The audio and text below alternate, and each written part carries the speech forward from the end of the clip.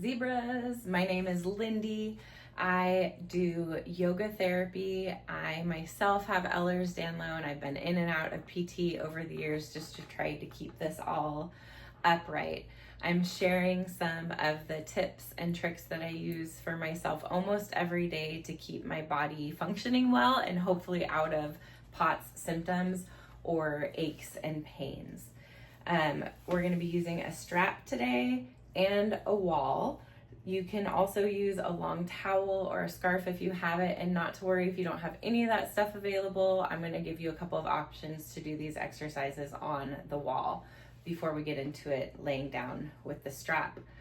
As always, please listen to your body. I am not a doctor. I am not in your body. None of this is intended to treat or diagnose, just sharing my own tricks that I use on the daily here. All right, we've got the pillows, just like always, something to support the neck with and something to keep those legs from overextending.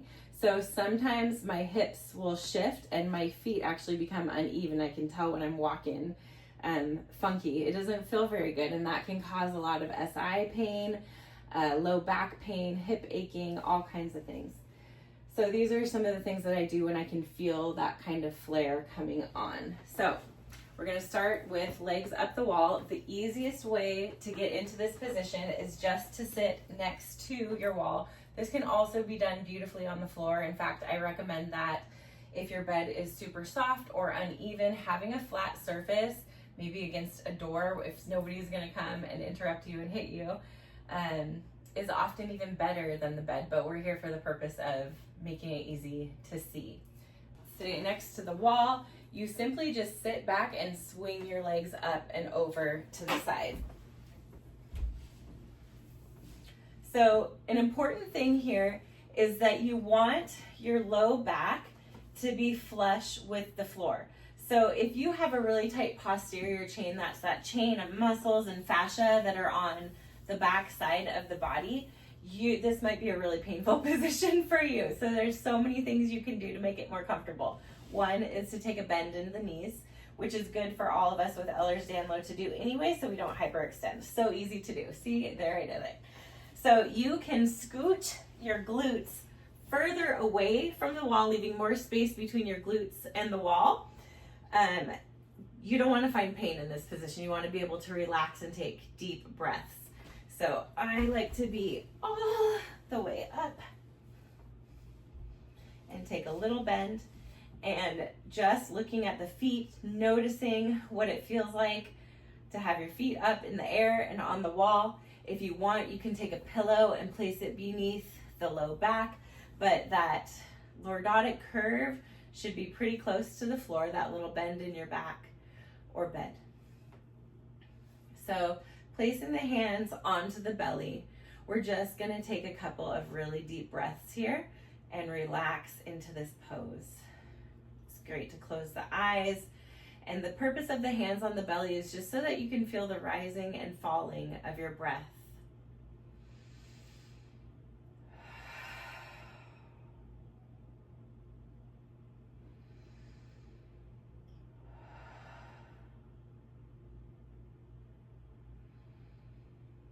If your mind has started to wander, congratulations, you're totally human like the rest of us.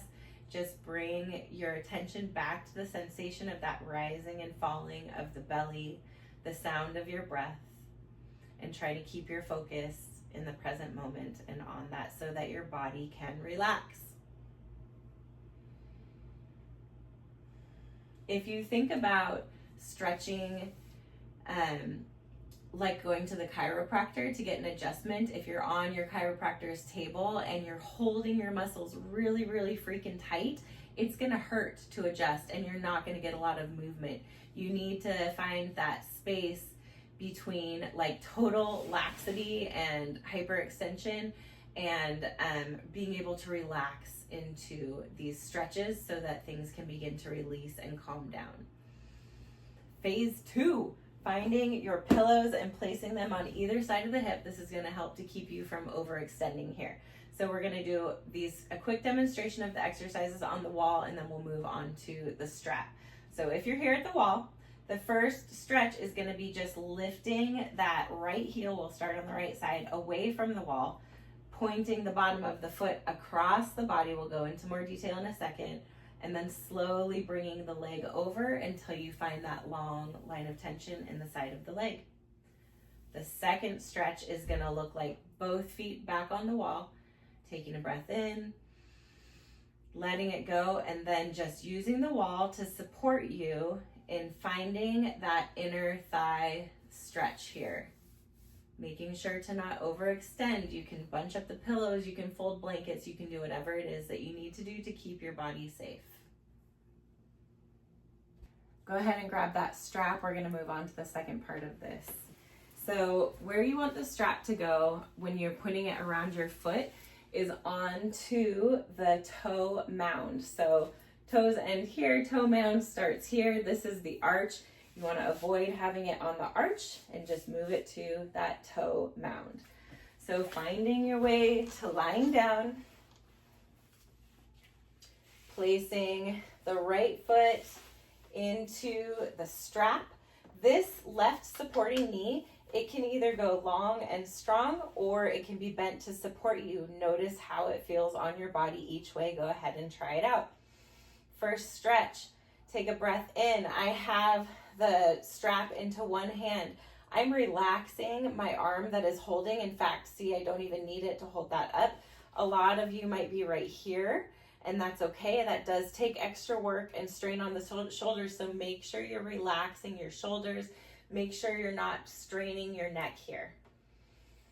Pointing the bottom of the foot to the opposite side of the body. So literally at the ankle joint, I'm just turning the bottom of the foot. Take a breath in.